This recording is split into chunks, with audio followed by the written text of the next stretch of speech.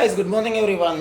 તો બસ જો ઉઠી ગયા આજે તો જીમમાં ગયા નથી કેમ કે કાલે વર્લ્ડ કપનો ફાઇનલ જોયો તો રાતના 4 સાડા 4 થઈ ગયા હતા.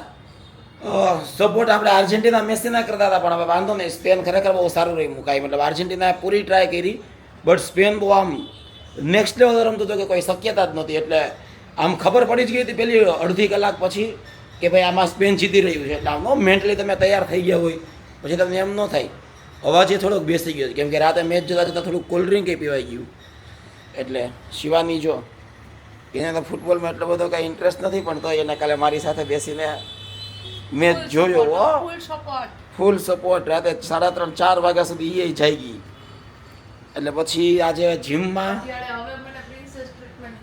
શું મળી રહ્યું છે? Princess treatment. આ પ્રિન્સેસ ટ્રીટમેન્ટ એટલે કે ચા કોફી મૂકી રહ્યું. જીમમાં નથી ગયા અને આરામથી ઉઠ્યા કેમ કે મોડા જ ઉઠ્યા 4 સાડા 4 સુતા હતા તો એ મૂકતી હતી ચા. મેં તું બેસ મેં કીધું હું ચા કોફી બધું મૂકી દઉં. તો ચા કોફી બધું મૂકી દે પછી જોઈએ આગળ શું થાય છે.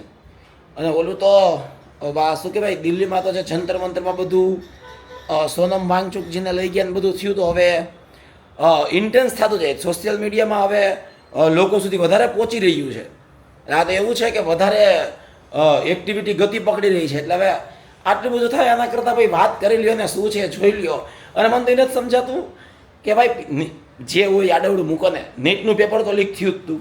તો ભાઈ જે જવાબદાર જે મંત્રી છે સિમ્પલ ભાઈ મંત્રી વયા જાય કામ પતે. આટલું બધું આને શું કામ ખેંચવાનું મને તો એને જ સમજાતું. આયલે રાખે જે છે એ આપણે નાસ્તો કરી ચા પીએ કાં. યસ ગાઈસ તો તૈયાર તો થઈ ગયા છીએ. હવે પાછું કાંઈક રીલ શૂટ કરશું પણ એમને પહેલાં જો કપડાં ભાડે લઈ આવ્યા હતા ને પોલીસ બનવાના, ટ્રાફિક પોલીસ બનવાના રીલ માટે તો એ કપડાં આપણે પાછા આપતા આવીએ. અને શિવાની જો શું કરે છે, શિવાની એની રીલનું એડિટિંગ કરી રહી છે. એ કે પેલા એડિટિંગ કરે છે કે હું નાઈશ નહીં, નાવું નથી. રોસ્ટ કરી નાખીએ. રોસ્ટ કે કામ કરું પહેલા હું એમ કહે કે પહેલા હું મારું કામ કરું પછી કે મારું બધું વિચારશું. પહેલા એના કામમાં ફૂલ કોન્સન્ટ્રેશન સાથે કામ કરે એમ. હા સાંભળ્યું પહેલાં કામ હો, નાવાનું બધું એ બધું પછી પણ પહેલાં એનું કામ. બે નાય તો લીધું મારા વાળ તો જો જીથરા જેવા થઈ ગયા. તો ઓલું નથી રાખ્યું ને તારું વેક્સ એ તમને હું નાખી દઈશ. એટલે ચાલો ફટાફટ પતાવજો તો નાયો ને હું ઓલા કપડાં છે એ આપતો આવું. તો બસ જો રીલ તો હજી અડધી શૂટ થઈ નથી ત્યાં શિવાનીને એમ થયું કે હું આઈસ્ક્રીમ ખાઈ લઉં. અને આઈસ્ક્રીમના તો હવે ઓલમોસ્ટ આખા જગતને ખબર છે કે આઈસ્ક્રીમ કેટલો ભાવે. ભલે એમ કહેતી કે આટલા દિવસ નથી ખાતી, આમ આખું પેકેટમાંથી જ ડાયરેક્ટ ખાઈ. અને પાછી આ જે બીટ છે ડબ્બો હોય તો ડાયરેક્ટ ડબ્બામાંથી ખાય, પેકેટ આવે તો ડાયરેક્ટ પેકેટમાંથી ખાય. આમ કા ખાસ કોઈ બીજું ન ખાઈ શકે એટલે મારો એઠો.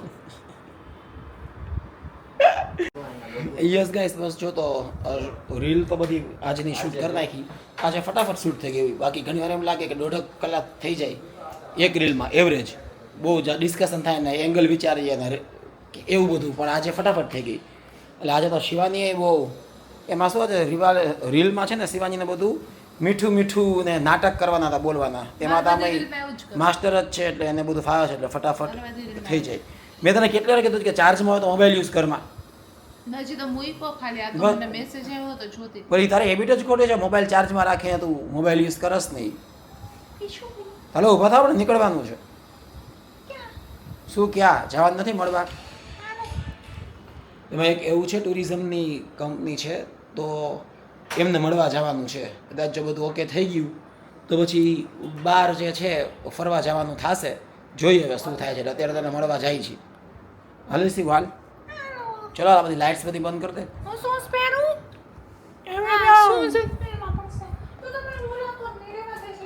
હે અવાજ જ નથી આવતો તારો કઈ. આમાં શું બોલે છે? અવાજ ક્યાં ભયો ગયો? ક્યાં તમારા સામા? બધું સોક્સ લેવા જાઉં તો. અચ્છા ઓકે. તો બસ ગાઈસ જો ટુરિઝમની ઓફિસે તો મળતા આવ્યા અને પછી હવે આપણે અહીંયા ઊભા રહી ગયા છીએ કેમ કે આ જગ્યા છે પાણીપુરીની. તો હવે આપણે બહાર જઈને થોડીક પાણીપુરી ખાઈ લઈએ, સેવપુરી ખાઈ લઈએ. શું કે શિવાની તું ખાઈશ ને?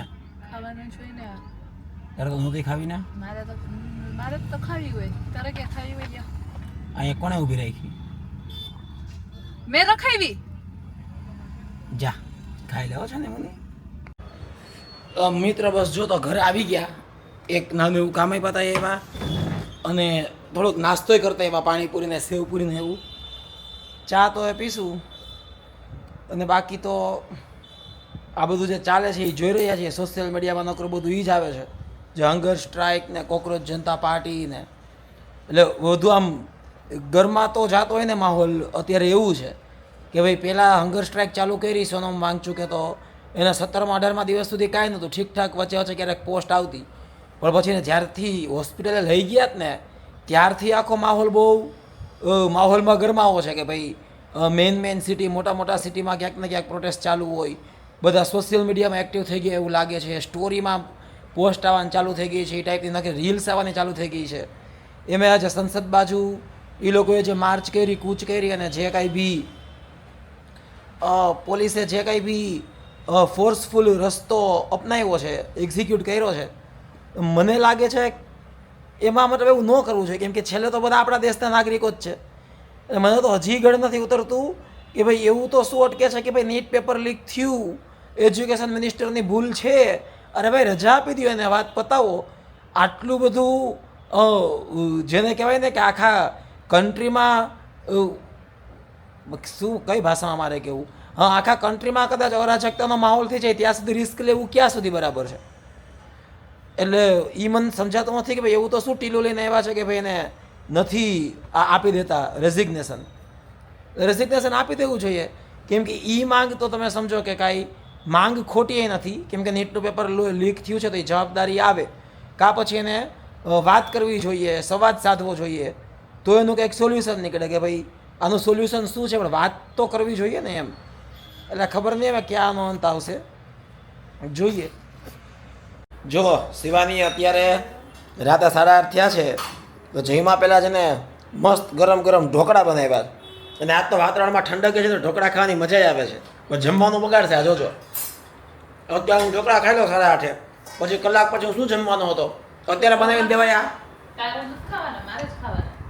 હા પછી છે ને હું જમીશ નહીં ને પછી મને કંઈક ને કંઈક કહેશે તો જમવાનું બગાડસ ને આ કરસ ને તે કરસ ને, પણ આ તારા માટે છે જ નહીં, તો ખાલી મારા માટે જ છે. પછી તું જમીશ ને? મેં મારું જમવાનું નથી બનાવ્યું. હા તું નાને તેલ ને લસણ વાળી ચટણી ને ઢોકળા ને બેસી ગઈ, મજા આવી જાય યાર. કેટલા ટાઈમ થી ઈચ્છા હતી મારી ઢોકળા લસણ વાળી ચટણી ખાવાની. તો કેટલા ટાઈમથી ચાલી હતી? હમણાં જ પૂરી થઈ હતી 2 દિવસ પહેલા. તારો તો રોજ ખા. હા અઠવાડિયામાં 2 વાર તો બનાવી. પણ આ સિવાય બહાર મળે છે એના કરતાં તો સારા બનાવો છો. એટલે આપણે આજુબાજુથી લઈ આવીએ એના કરતાં તો કમસે કમ 10 ગણા સારા છે. હાંડવોય બનાવી દઈશ કાલ તને. વાહ, કાલે હાંડવોય બનાવશે. એન્જોયિંગ ઢોકળા. યસ ગાઈઝ, તો આ ભાગી ગયા છે રાતના 9, 9:30 અને આ જો શિવાની ઊભી થઈ ગયા. શું કરો છે? વાળ બાંધતી હતી. ઓય વાળ બાંધે છે. હવે હમણાં જ છે ને શિવાનીએ ઢોકળા ખવડાવી દીધા. હવે તમે ઢોકળા હમણાં ખાધા હોય 8:30 ખાધા હતા, 9:30 થયા, તો હવે કેમ 1 કલાકમાં તો એ તો શું ભૂખ લાગી જાય કે તમે જમી લ્યો. મેં એને ના પાડી હતી પણ એ માની નહીં અને હવે જમવાની તૈયારી કરે. તું જમીશ ને? ને થોડુંક કા પ્રોપર જમજો ને. ઓહ હા પ્રોપર જમીશ ને? ના કા એટલી બધી ભૂખ નથી. એટલી બધી ભૂખ નથી તો કોને કીધું કે જમવાના ટાઈમના કલાક પહેલા ઢોકળા કરો તમે? જો ને તેલમાંથી ઓલો ઝારો કેમ કાઢ્યો પાછો, તો એ બધા અહીંયાથી લૂછી નાખશે ને કપડું ત્યાં ત્યાં રહેશે. પછી એમ કહે છે કે અહીંયા માખી ક્યાંથી આવી જાય જ ખબર નથી પડતી. બધું તો હું જ સાફ કરું. બધું દૂધ સાફ કરસ? તો બસ ગમે એ બોલી દે મનમાં આવે એ. તો જો ગુવારનું શાક ને બધું બનાવ્યું તો છે, મલ્ટીગ્રેન રોટી ને કાકડી ને કેરી ને બધું, પણ એટલી બધી ભૂખ નથી કે 1-2 રોટી થોડુંક ખાઈને જમવાનું પતાવી દેશું. બાકી જોઈએ શું થાય છે આગળ. અત્યારે બહુ માહોલ થોડોક ઓલો છે કે આંદોલન ને બધું, નાના મોટા તોફાન ને. પ્રાર્થના કરીએ કે જલ્દી બધું સુલટી જાય ને દેશમાં પાછી શાંતિ થઈ જાય. રાઈટ? તો બસ મિત્રો, હવે પાછા આપણે નેક્સ્ટ વ્લોગમાં મળશું. વ્લોગને અહીંયા પૂરો કરું છું. વ્લોગને લાઈક કરી દો, ચેનલ સબસ્ક્રાઈબ કરી દો અને પાછા આપણે રેગ્યુલર મળતા રહેશું. Bye bye everyone.